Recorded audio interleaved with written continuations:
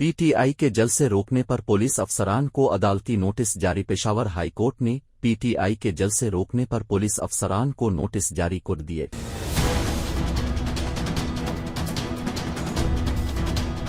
PTI की जलसों के लिए दायर तौहीन अदालत केस की समाअत जस्टिस एजाज अनवर और जस्टिस अतीक शाह ने करते हुए आईजी पुलिस और डिप्टी कमिश्नर मानसेहरा को नोटिस जारी करके जवाब तलब कर लिया। पीटीआई के वकील ने कहा कि मानसेहरा में वर्कर्स कन्वेंशन के लिए दरखास्त दी, इंतजामिया ने इजाज़त नहीं दी है।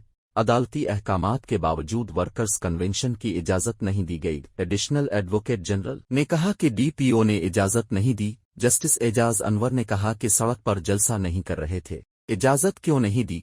अदालत ने बंद जगह में कन्वेंशन जलसा इजाज़त दी थी। वकील दरखास्त गुजार ने कहा कि रात को स्टेज गिराया गया और कुर्सियां भी ले गए। अदालत ने समाअत 21 नवंबर तक मुलतवी कर दी है।